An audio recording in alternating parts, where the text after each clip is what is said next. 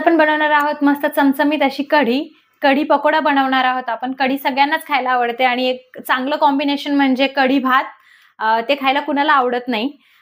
तर मंडळी आज आपण आहे ना मस्त ताकातली कढी बनवणार आहोत, दही आणि ताकाची कढी।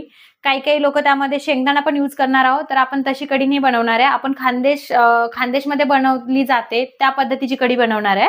आणि मेन म्हणजे त्यामध्ये पकोडे ऍड करणार आहे, तर फ्राय केलेले पकोडे नाही टाकणार आहे मी, स्टीम पकोडा कढी बनवणार आहे। तर नमस्कार मंडळी, मी स्नेहल, माझ्या स्नेहल रेसिपीज या युट्यूब चॅनलमध्ये तुम्हा सर्वांचं अगदी मनापासून स्वागत आहे। आणि मी माझ्या ह्या रेसिपीज बघायला तुम्हाला आवडत असतील आणि पुढच्या अजून नवनवीन रेसिपीज तुम्हाला बघायच्या असतील तर माझ्या चॅनलला सबस्क्राईब करा, लाईक करा, शेअर करा, कमेंट करा। आणि आता वळूया आपण रेसिपीकडे। तर इथे कढी बनवण्यासाठी इथे मी अर्धा लिटर ताक घेतलंय, त्यानंतर एक अर्धी वाटी दही घेतलंय। दही कमी घेतलंय कारण मला थोडीच कढी बनवायची आहे।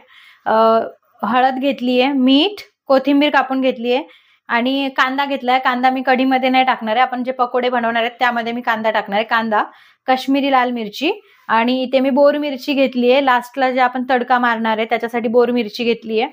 त्यानंतर 5 हिरव्या मिरच्या, लसूण घेतलंय, जिरा आणि अद्रक घेतलंय आणि इथे अर्धा तांब्या पाणी पण घेतलंय, गरजेनुसार पाणी वापरायचंय। आता इथे पकोडा बनवण्यासाठीचं पीठ आपण रेडी करून घेऊया। तर सगळ्यात आधी एक छोटा कांदा घेतला, तो कापून घेऊ। कांदा एकदम बारीक कापून घ्यायचा, नाहीतर खाताना त्यांना दाताखाली येतं।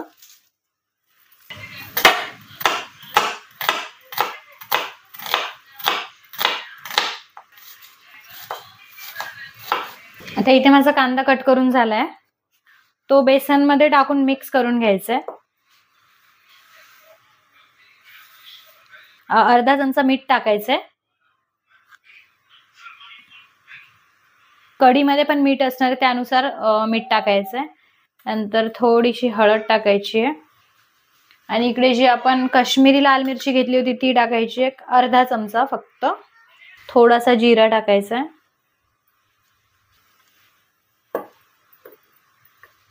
आणि थोडंसं पाणी टाकून हे मिक्सचर एकदम व्यवस्थित करून घ्यायचं आहे।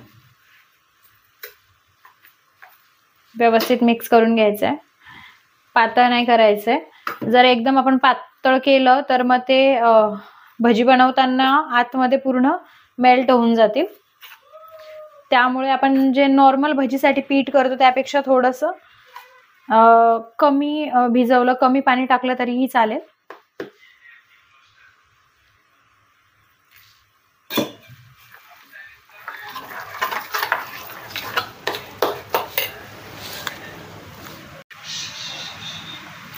आता इथे आपलं बेसन व्यवस्थित भिजवून झालंय, ते आपण बाजूला ठेवून देऊया झाकण ठेवून।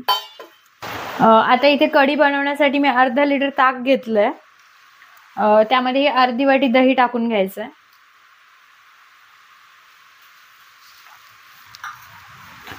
त्यानंतर ना बेसन पीठ टाकायचं। बेसन पीठ फक्त 2 चमचे टाकणार आहे मी।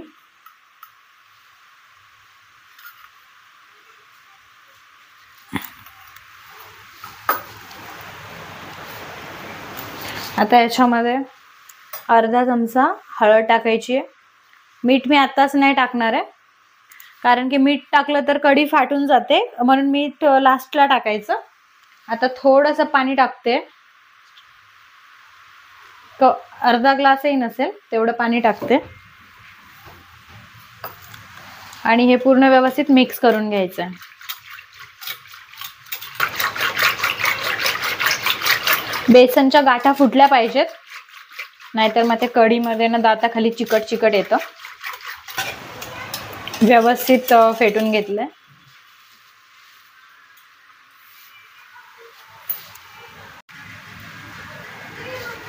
आता इथे हिरवी मिरची, लसूण, जिरा आणि अद्रक आपल्याला वाटून घ्यायचंय। मी खलबत्त्यामध्येच वाटणार आहे, मिक्सरमध्येही वाटू शकतो, पण एवढं कमी वाटण असेल तर खलबत्त्यामध्ये व्यवस्थित होऊन जातं।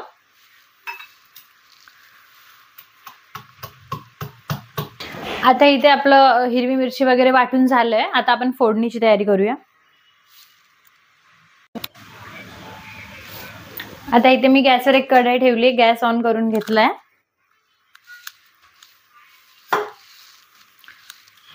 आता तेल टाकून घेऊया।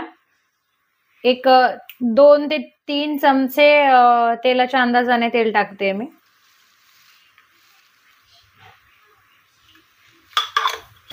आता इथे तेल गरम झालंय. एकदम जास्त गरम नाही होऊ द्यायचंय, कारण कढई स्टीलची आहे, खाली करपते फोडणी. त्यामध्ये मी मोहरी टाकली आहे. आता मोहरी थोडी तडतडायला लागल्यानंतर हे वाटण करून घेतलेलं टाकायचं. त्यातच मी कढीपत्ता टाकते, कारण कढीपत्ता असा डायरेक्ट टाकला तर तो उडतो. आता इथे मोहरी छान तडतडली आहे, त्यामध्ये हे वाटण केलेलं टाकून घ्यायचं.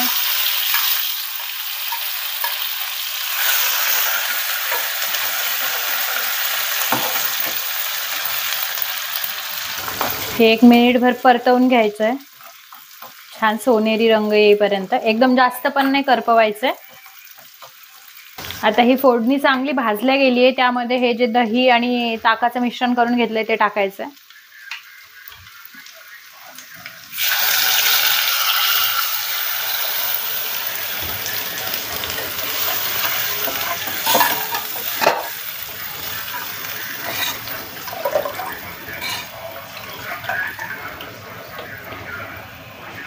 आता आपल्याला मीडियम फ्लेमवर ठेवून एक कढीला छोटीशी उकळी आल्यानंतर त्यामध्ये पकोडे टाकायचे.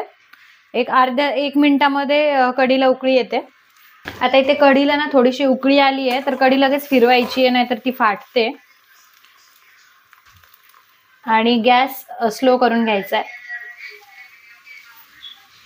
आणि आता गॅस स्लोच ठेवायचा आहे. आणि आता ह्याच्यामध्ये आपल्याला पकोडे टाकून घ्यायचे. एकदम छोटे छोटे टाकायचे, कारण ते नंतर फुगतात. थोडे छोटे छोटे पकोडे टाकून घ्यायचे.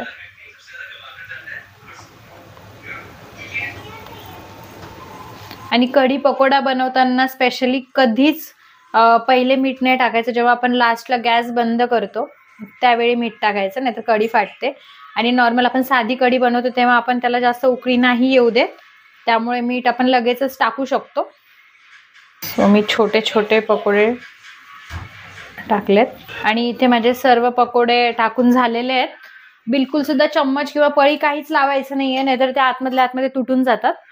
कढीमध्ये पकोडे टाकल्याच्या नंतर एक 5 मिनिटांनी आपल्याला आतमध्ये चमचा टाकून थोडंसं हलवायचं आहे, कारण की लगेचच टाकलं तर मग ते आतमध्ये वितळून जातात किंवा तुटून जातात. इथे मस्त कढीला उकळी येते आणि आतमध्ये पकोडे छान वाफवत असतील. ऍक्च्युली झाकू पण शकता, पण झाकलं तर साईडने पाणी निघतं किंवा मग कढी फाटण्याची शक्यता असते. तर मग मी असंच झाकण न ठेवताच कढी बनवते. आता मला ना कढीमध्ये पकोडे टाकून एक 5 मिनिटं झालेले आहेत, त्यामुळे मी एक हलक्या चमच्याने एकदम हलका हलका आपल्याला फिरून बघायचंय. पकोडे छान मोकळे मोकळे झालेत, आतमध्ये एकही पकोडा तुटलेला नाहीये. तर असंच आपल्याला एक 10 मिनिटं शिजवू द्यायचंय, नाहीतर आतमधून बेसनचा कच्चा वास राहील आणि खायला कच्चा लागेल. त्यामुळे एक 10 मिनिटं आपल्याला असंच एकदम स्लो फ्लेमवर होऊ द्यायचंय. आता इथे मी गॅसवर ना एक तडका पॅन ठेवून घेणार आहे. त्यानंतर त्यामध्ये 1 चमचा तेल टाकायचंय. आता तेल एकदम जास्त गरम होण्याच्या आधी त्यामध्ये ही बोर मिरची टाकून घ्यायची आहे. आता ही बोर मिरची अर्धा मिनिट तडतडेपर्यंत इकडे ना कढीमध्ये मीठ टाकून घ्यायचंय, कारण ही आपली लास्ट प्रोसेस आहे. मीठ टाकायचंय आणि मिक्स करायचंय.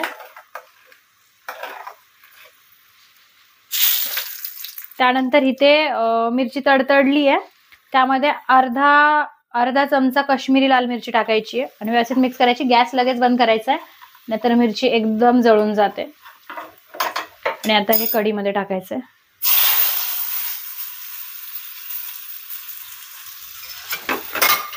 टाकल्यावर व्यवस्थित मिक्स करायचंय. कोथिंबीर टाकून घ्यायची आहे आणि कोथिंबीर टाकून मिक्स करायची आणि लगेचच त्याच्यावर झाकण ठेवायचं आणि गॅस बंद करून घ्यायचा आहे. आणि झाकण ठेवल्यानंतर एक 5 मिनिटानंतर आपल्याला झाकण काढायचंय, म्हणजे जो आपण तडका दिला होता वरतून त्याची टेस्ट छान आतमध्ये जाते. आणि बघू शकता की कढी किती सुंदर दिसते.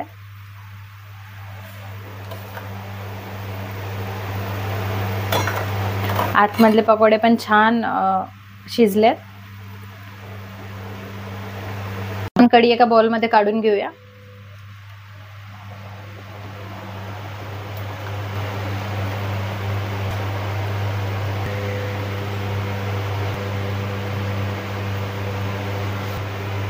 वरतून थोडीशी कोथिंबीर टाकून घेऊया.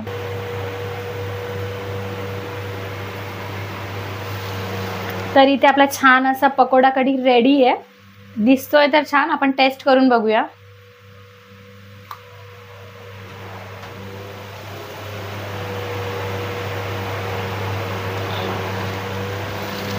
गरम आहे खूप.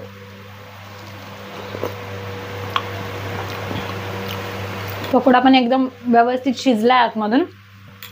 तर ही रेसिपी तुम्ही कधीही दुपारच्या जेवणामध्ये ट्राय करू शकता किंवा अगदी संध्याकाळच्या जेवणामध्ये, दुपारच्या जेवणामध्ये, भातासोबत, चपातीसोबत किंवा भाकरीसोबत सुद्धा खूप छान लागते. ट्राय करून बघा आणि कमेंटमध्ये नक्की सांगा की तुम्हाला माझी ही रेसिपी कशी वाटली. ट्राय करा, टेस्ट करा आणि मग मला सांगा की ही रेसिपी कशी होती.